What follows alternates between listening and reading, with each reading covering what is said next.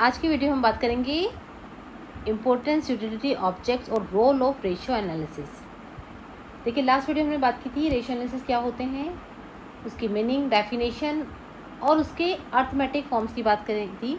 और आज की इस वीडियो में बात करेंगे रेशियो एनालिसिस के जो एडवांटेज हैं, उसकी क्या भूमिका है, क्या उपयोगिता है, उसके क्या महत्व है। तो देखिए, रेशियो एनालिसिस की बात करेंगे तो संस्थान में तैयार किए गए जो वित्तीय विवरण हैं उनमें बताए गए आंकड़ों का स्वयं में अपने आप में कोई महत्व नहीं होता, ये हम आपको पहले बता चुके हैं। और उनका महत्व किससे होता है, उनके विशेषण में ही निहित होता है। इतनी जब तक उनका इंटरप्रिटेशन नहीं किया जाता, हम उनको नहीं समझ सकते कि वो आंकड़े हमें क्या कह रहे हैं। और रेशियो एनालिसिस एक ऐसी टेक्निक है जिसकी सहायता से आर्थिक विश्लेषण किया जाता है। तो ये बहुत ही इम्पोर्टेंट टेक्निक है। इससे फाइनेंशियल स्टेटमेंट में बताए गए जो आंकड़े हैं उनका उद्देश्य के अनुसार उपयोग कर सकते हैं। अनुपात विश्लेषण की सहायता से ही जो कठिन से कठिन और जटिल से जटिल आंकड़ों को संक्षिप्त और सरल रूप में प्रस्तुत किया जाता है, उनको एक संक्षिप्त रूप प्रदान कर दिया जाता है, जिससे इकोनॉमिक जो वर्ड है उसमें निर्णय लेने में हमें सहायता मिलती है तथा दिए गए आंकड़ों में जो निहित अर्थ छुपा हुआ होता है उनको हम आसानी से समझ सकते हैं, उनको हम आसानी से जानकारी प्राप्त कर सकते हैं और अपने उद्देश्य के अनुसार उनको उपयोग कर सकते हैं।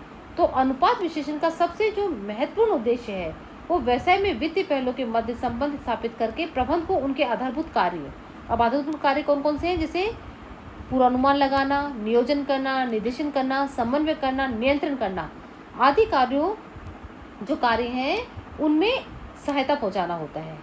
इससे क्या होता है, और इसके साथ हम ये भी कह सकते हैं कि व्यवसाय संस्था में हित रखने वाले बाह्य पक्षकार जैसे विनियोजक, ऋणदाता, debtors, creditors, workers, share holders आदि भी संस्था से संबंधित विभिन्न वित्तीय अनुपातों का अध्ययन कर संस्था के प्रबंधकों की क्षमता, कार्यकुशलता एवं संस्था की लाभप्रदता तथा वित्तीय स्थिति की जानकारी आसानी से प्राप्त कर सकते हैं।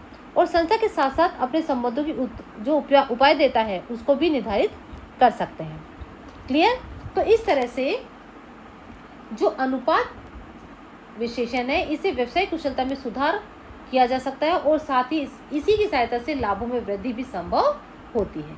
तो अब हम बात कर लेते हैं इसकी इम्पोर्टेंस की, इसकी यूटिलिटी की, इसके ऑब्जेक्ट की और इसके रोल की। चलिए, बहुत लंबा चौड़ा ये बात है कि इसमें बहुत ही ज़्यादा इसका महत्व, एडवांटेज छुपा हुआ है। तो क्या क्या है, चलिए देख लेते हैं। To knowledge about profitability. तो देखिए, सबसे पहले जो इसका महत्व है, इसकी जो ऑब्जेक्ट है या इसके जो रोल हैं वो टू नॉलेज अबाउट प्रॉफिटेबिलिटी, लाभदायिता की जानकारी हमें मिलती है। हम सभी जानते हैं कि जो कंपनी है उसका जो मेन ऑब्जेक्टिव है वो क्या है, लाभ अर्जन करना होता है। क्लियर? और कंपनी प्रबंधक जो जनधन है, जो धन लगा हुआ है, उसका उचित और सही उपयोग कर रहे हैं या नहीं कर रहे हैं, इसकी जानकारी हमें किससे मिलेगी, प्रॉफिटेबिलिटी से मिलती है। और प्रॉफिटेबिलिटी रेशियो के माध्यम से हम यह ज्ञात कर सकते हैं कि कंपनी की जो प्रॉफिटेबिलिटी वो पर्याप्त है या नहीं है, अनुकूल है या नहीं है। और कंपनी का सही प्रॉफिटेबिलिटी की जानकारी किससे कर सकते हैं, बिक्री पर लाभ की जानकारी के साथ साथ संपत्तियों एवं विनियोजित पूंजी मतलब जो रिटर्न्स हैं उनकी जानकारी से संभव होती है। और लाभदायिता के निर्धारण करने के लिए बहुत सारे जो रेशियो हैं जो हम आगे बात करेंगे, जैसे gross profit ratio, net profit ratio, turnover ratio आदि कई हैं, उनकी सहायता से हम प्रॉफिटेबिलिटी आसानी से ज्ञात कर सकते हैं। नेक्स्ट है to knowledge about solvency capacity. तो देखिए, सॉल्वेंसी कैपेसिटी की बात करें तो दो तरह की होती है, दीर्घकालीन और अल्पकालीन। तो अनुपात विश्लेषण की सहायता से संस्था की अल्पकालीन और दीर्घकालीन जो सॉल्वेंसी कैपेसिटी है उसकी जानकारी भी आसानी से की जा सकती है। संस्था के विकास के लिए शोधन क्षमता अच्छी होना आवश्यक माना जाता है। और अल्पकालीन जो शोधन क्षमता है, जो शॉर्ट टर्म सॉल्वेंसी कैपेसिटी है, उसको हम करंट रेशियो, लिक्विडिटी रेशियो आदि को गणना करके कर सकते हैं। और जो दीर्घकालीन शोधन क्षमता है, जो लॉन्ग टर्म सॉल्वेंसी कैपेसिटी है, उसकी हम डेब्ट इक्विटी रेशियो, स्थायी संपत्ति अनुपात और बात करेंगे प्रोप्राइटर्स रेशियो आदि अनुपातों की गणना करके हम कर सकते हैं। तो इससे संस्था के प्रबंधकों के साथ साथ वित्तीय संबंध रखने वाले जो विभिन्न पक्षकार हैं, जो हमने पहले बात करी, कौन कौन से, विनियोजक, ऋणदाता, लेनदार, देनदार, कर्मचारी, अंशधारी आदि के लिए भी शोधन क्षमता की जानकारी आवश्यक होती है, उनमें हित रखते हैं। तो अनुपात विश्लेषण से उनका जो हित है वो पूरा हो सकता है, उसकी सहायता से वो अच्छे से जानकारी प्राप्त कर सकते हैं। फिर है ट्रेंड एनालिसिस।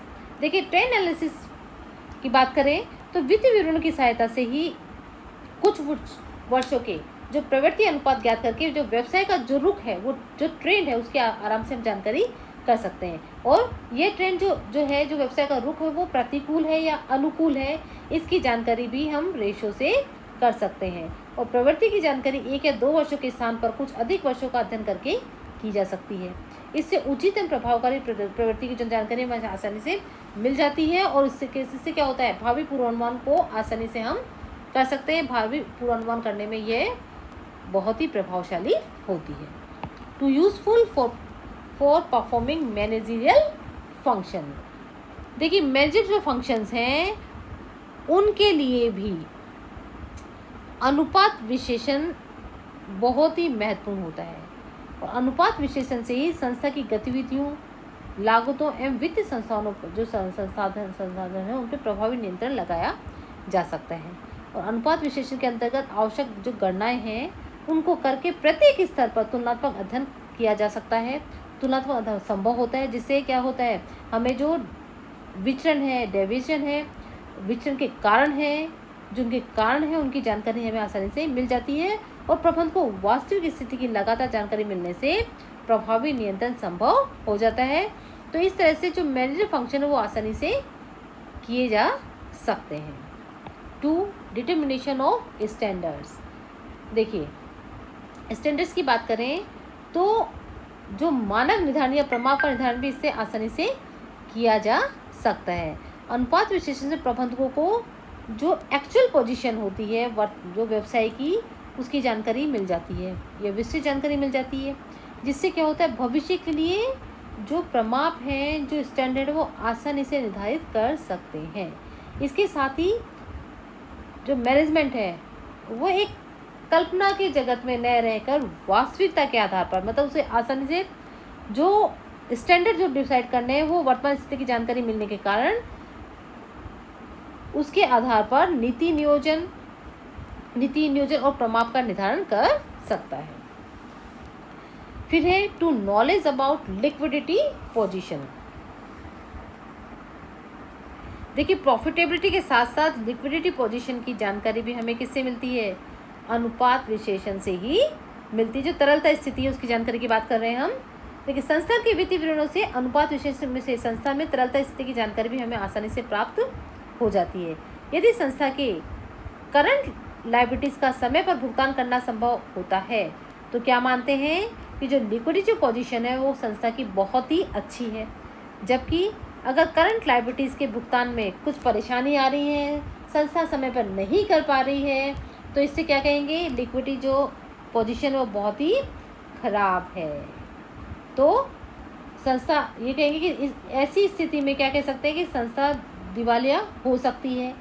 और तरलता स्थिति की जानकारी कैसे की जा सकती है, करंट रेशो, लिक्विडिटी रेशो आदि से की जा सकती है। इसमें बैंक और अन्य जो अल्पकालीन ऋणदाता है उनको साख विश्लेषण में सहायता मिलती है।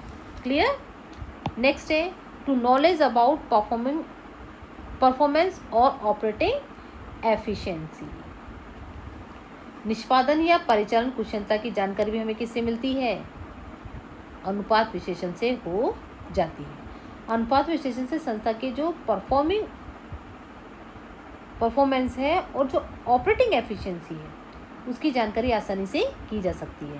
अब हम बात करेंगे जो परिचालन कुशलता है, जो वो क्या है, संस्था की संपत्तियों के उपयोग से मिलती है। क्लियर। इससे ही शोधन क्षमता भी प्रभावित होती है। अतः संस्थान में जो निष्पादन विश्लेषण लगातार किए जाने चाहिए। इससे संस्था को लाभदायकता, लिक्विडिटी, सोल्वेंसी कैपेसिटी और कैपिटल मैनेजमेंट जो उसकी कैपेसिटी है उसकी जानकारी आसानी से मिल जाती है। फिर है इजी मोड ऑफ कम्युनिकेशन।